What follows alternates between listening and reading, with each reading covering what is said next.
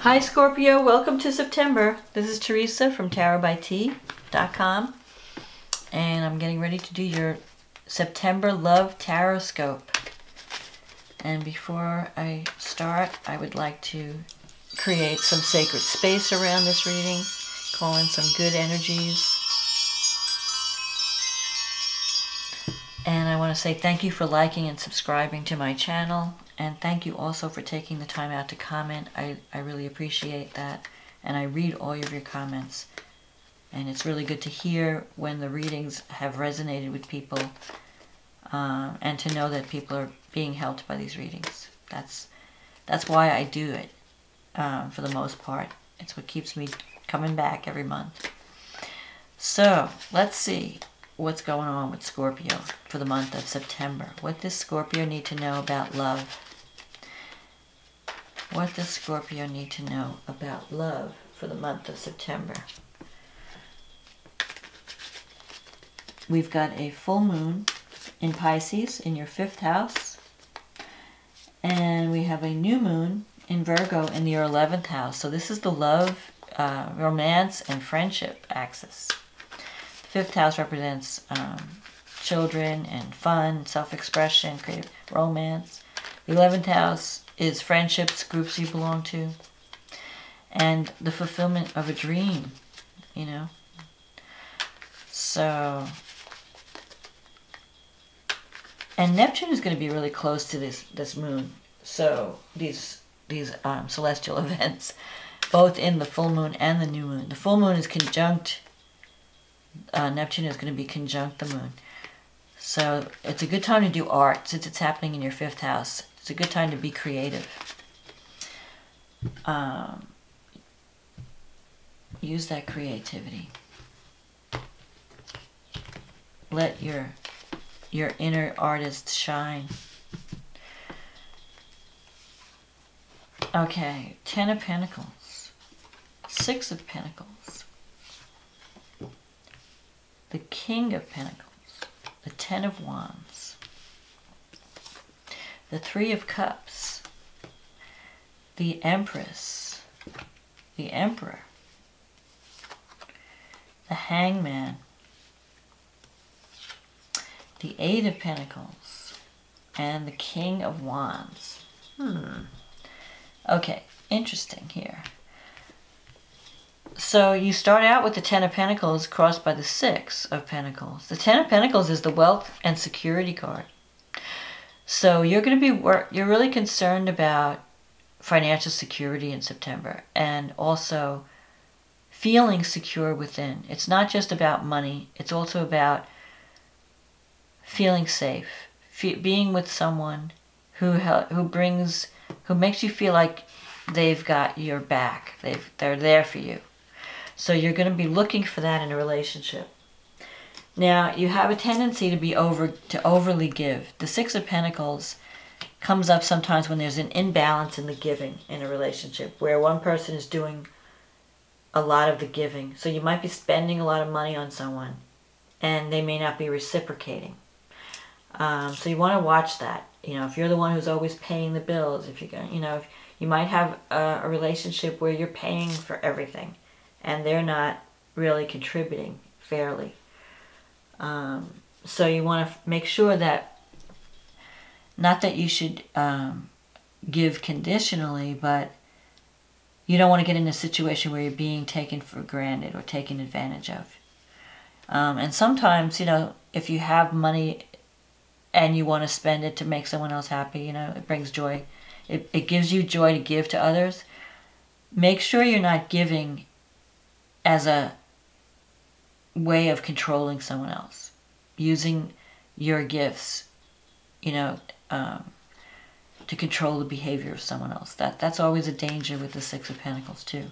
I'm giving you this, but what do I expect in return?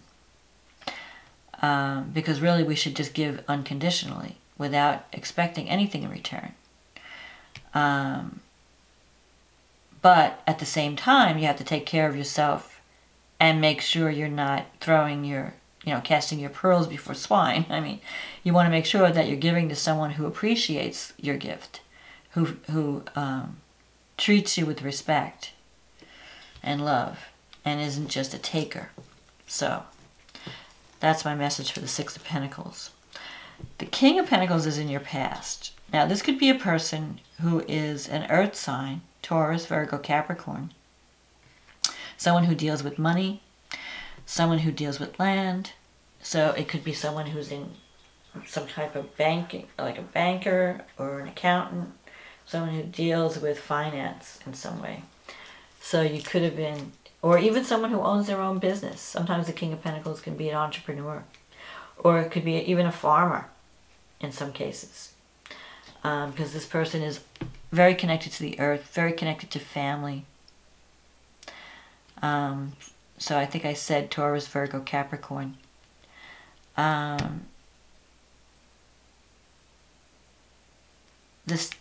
Ten of Wands represents a burden, carrying a heavy burden.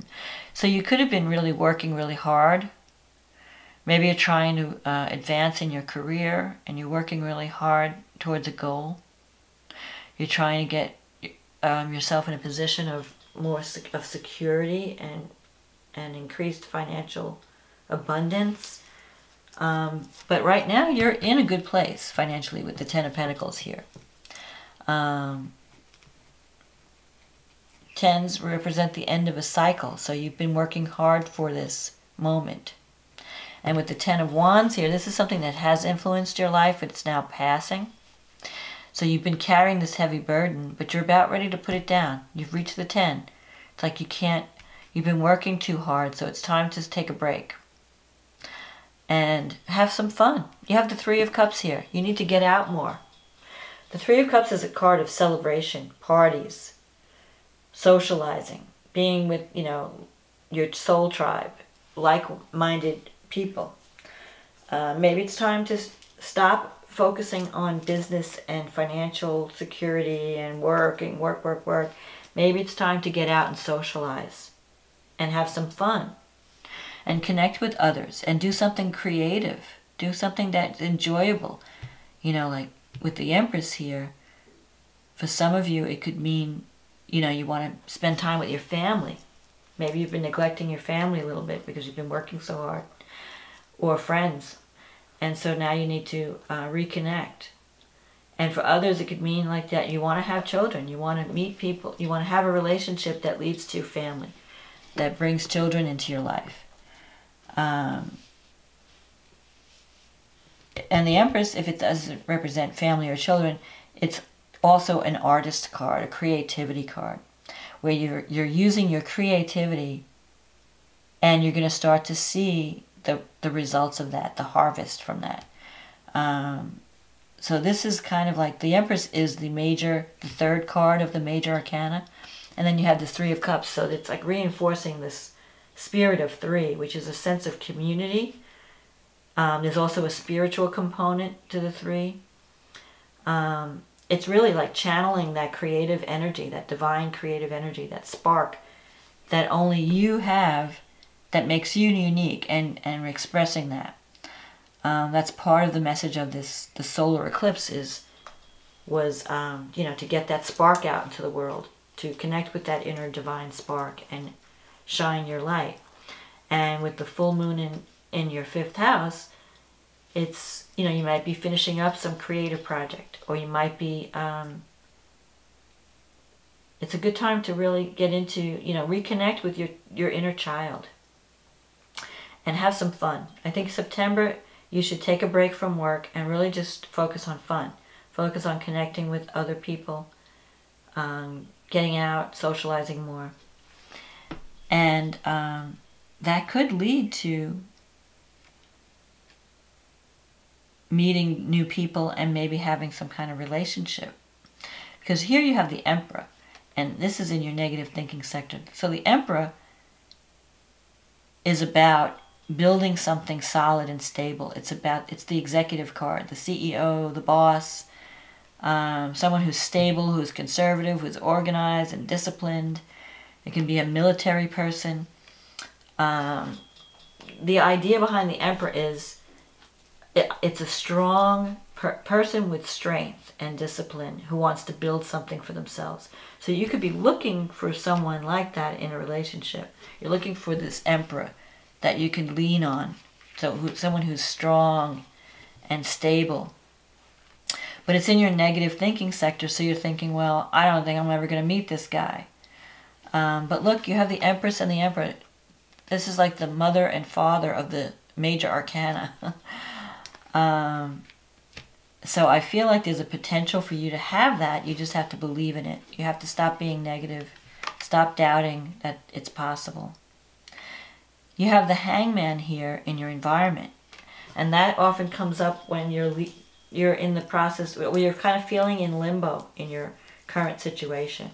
So whether it's career or relationship, you feel like stagnant energy, like nothing's happening. And you're thinking, well, maybe I have to give something up and move on to something better. The Hangman, for me, represents moving on to something better, making a sacrifice to break that stagnation. You've been working on it. You've got this Eight of Pentacles here. So it's like you're ready for something new. You're ready for, it's like you're kind of like, you've been in a rut, maybe in your career, and you're thinking, well, maybe I need to take my career in a different direction. Maybe I need to move on to something else that brings more excitement and more fun to my life. Maybe so it's been all work and no play for too long. And I feel like you need to break out of that in September and do a lot more socializing, especially with the new moon coming in your 11th house. It's an opportunity to reconnect with groups and reconnect with friends and have some fun and to also achieve a dream, to work toward fulfilling a dream. And then you have this King of Wands at the end of the reading. The King of Wands can be someone that you're going to be involved with in either a work or relationship situation. The King could be a fire sign, Aries, Leo, Sagittarius. Or it could be someone who's just got a presence, who's very outspoken, very honest, not afraid to speak their mind. Someone who could also be a mentor, who can teach you. You can learn from this person. So if you're looking to advance in your career, you might be working with someone who could be a role model for you, who could show you the ropes, kind of. And if it's a relationship, I have a feeling that you could meet someone. If you're not in a relationship already, it's possible that you could meet someone through work somehow. And someone who can be kind of fun. The King of Wands is a very flamboyant type energy. They have a presence when they come into the room. They could be a little bit bossy. They have this bossy energy, but they have a kind heart. And they mean well, even though their delivery may be a little bit forceful or over the top, but they're coming from a place of sincerity. They're not usually deceptive. So I think that this could be someone significant coming up in September. And because it's a king, it's probably someone you already know. I don't think it's a new relationship. So you may be reconnecting with someone from the past. Or maybe you have reconnected with someone during the Mercury retrograde and you're going to be working on this relationship in September. Whatever it is, you're going to be celebrating, and parties, celebrations, getting together with people. I think that you need a break. You need to have some fun. And this guy can probably be part of that. So he may be in your future to help you get out of the house or get away from the desk. You know, put the computer away, put your work down, and get out and have some fun. But I also see some new beginnings on the career front too, where you might be thinking about leaving a situation for something better. So it could also mean that you're leaving one relationship and focusing on a new relationship or another relationship, moving away from, because you're looking for stability. So if you're involved with someone and they're not offering you stability, and they're not offering you, and they're not being reliable, and they're not pulling their own weight in the relationship, you're getting fed up with that. So you're looking for something else. So you might be moving on to something else in September if the person you're with is not giving you what you need. If you're in a good relationship, then you might just be working on it to make it better, to bring more stability and more security to it. And maybe, you know, you need to just spend more time with your partner. Maybe you've been working too hard and neglecting the family or neglecting your significant other. So September would be a great month to reconnect and have some fun. You know, take a break. So that's my message for September, Scorpio. Get out and have some fun. Get, you know, honor that inner child, play in the sand, paint by number, whatever it is that brings joy to your heart, do it. Whether it's music or art or just getting out and having fun, socializing with people, you need that. You need to take a break. All work and no play is not good. So have some fun in September, and I hope this reading was a help to you. And I wish you luck and love and joy for the month of September. And if you'd like a private reading, you can always contact me on tarotbyt.com and we can set that up. In the meantime, enjoy September, and I will see you next month. Thank you. Bye now.